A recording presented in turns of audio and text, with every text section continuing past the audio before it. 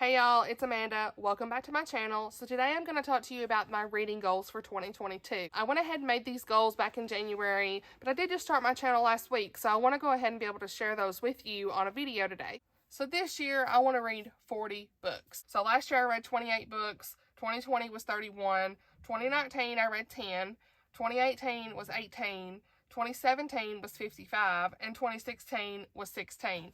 So I think 40 is a pretty good number for me. I'm trying to be a little bit more intentional with my reading this year and my goals. So just for example, instead of scrolling TikTok, maybe I read, or if I'm, exercising, listen to that audiobook, making sure that if I'm cleaning throughout the house mindlessly that I'm listening to an audiobook.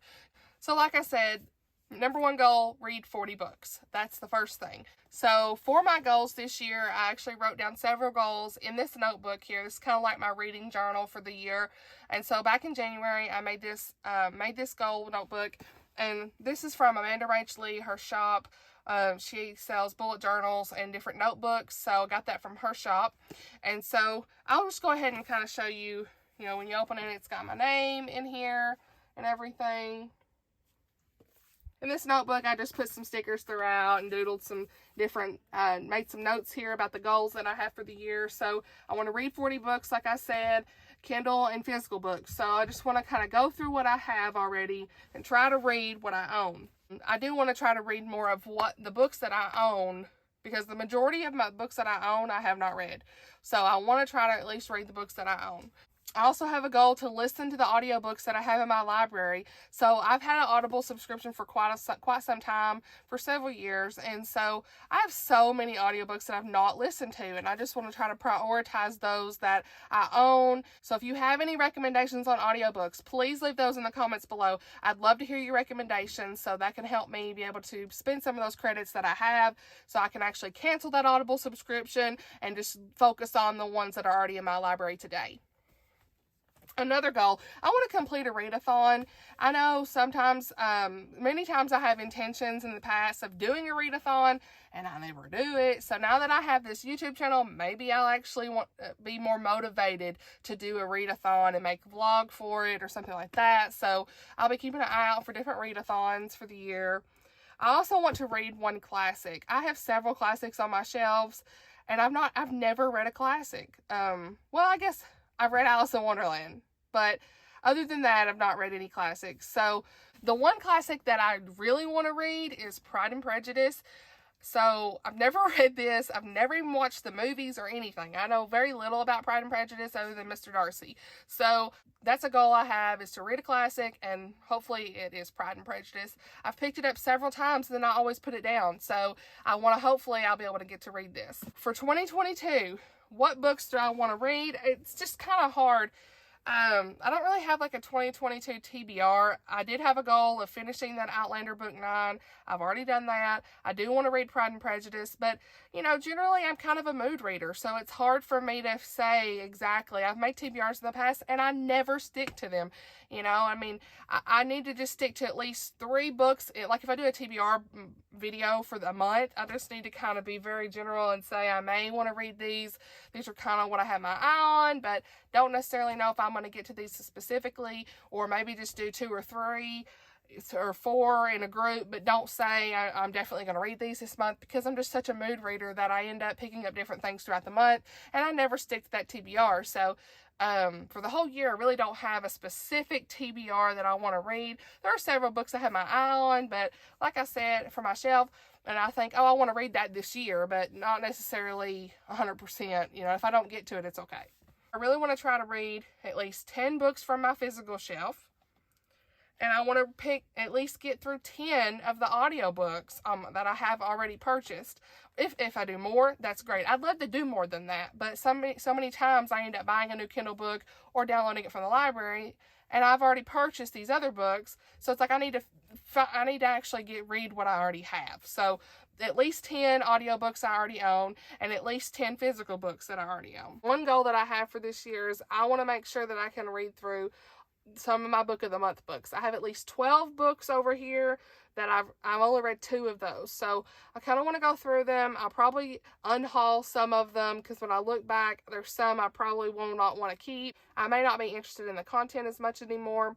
My interests have changed over the years, so I want to actually go through and try to prioritize some of those book of the month books and try not to use a credit on book of the month if I'm not reading the books I already own from book of the month.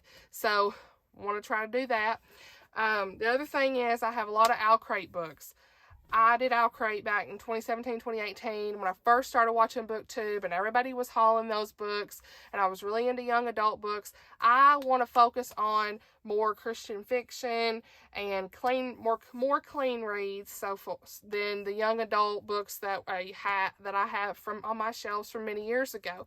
I mean, in my bookshelf tour, you'll see that most of those books are older, young adult, fantasy, sci-fi style books. And I like some of those still. There's nothing wrong with that. It's just my interests have changed where I finally found Christian fiction at the end of 2020. I'd never read a Christian fiction book before. So in 2020, when I read that book, it's like, when I read one of those books, I'm like, oh, there's Christian fiction? Really? I didn't know that. And so I got really excited about that.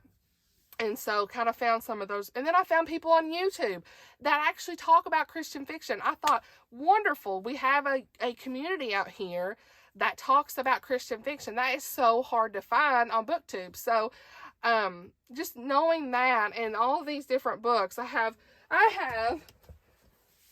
already took all these books that were Owl Crate or books I don't know if I want to read anymore. I've taken them off my shelf. And I'm going to go through them at some point this year. I'm going to get them off my shelf. Do I still want to read these? Is the content appropriate for what I want to read? I already know of some of these that probably they're not. So we'll see how that goes. But, and you know, I already know some of these books have content that I'm not going to like. And that's okay. You know, my tastes have changed. I thought, man, I'm probably going to read the first couple chapters. If I'm not interested, it's gone. Just because it's signed, I don't have to keep it. So, you know, I could maybe sell them, just donate them. I don't really care. I just want them out of my house kind of thing. So I've already taken them off my shelf. I know I did that bookshelf tour, but, you know, it just kind of got me thinking. I really need to focus on the books I really want to read and what do I want on my shelves, right? And so you can kind of see back here, I've already redone some of my shelves. So, but anyway. Additionally, I have some YouTube channel goals. Right now, I am uploading pretty frequently just because it's something new for me and I have quite a bit to talk about.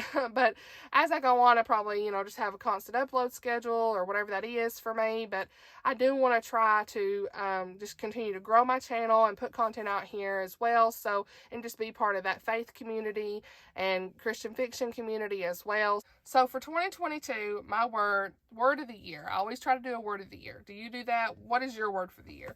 My word for the year is balance.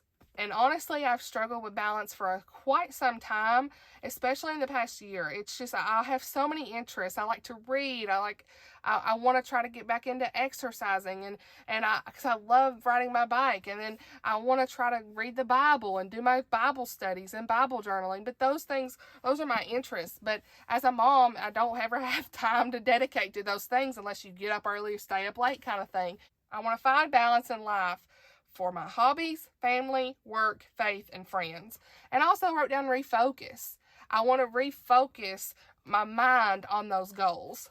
So I also have some faith goals for the year that I'll throw in here as well. I have read through half the Bible already. I think the middle of 2020, going into 2021, I started reading the Bible, and so I got through half of it. It says through Isaiah, and so, like I said, I want to be able to finish reading the Bible this year, if possible. You know, I want to be able to journal more and pray more. I want to make sure you're praying when you say you're going to pray, and don't leave that out because that's very important for me.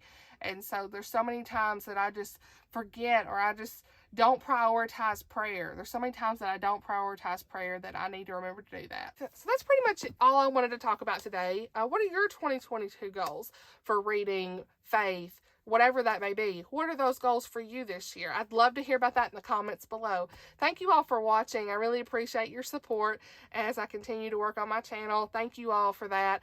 But thank you all for watching, and I'll see y'all soon. Bye.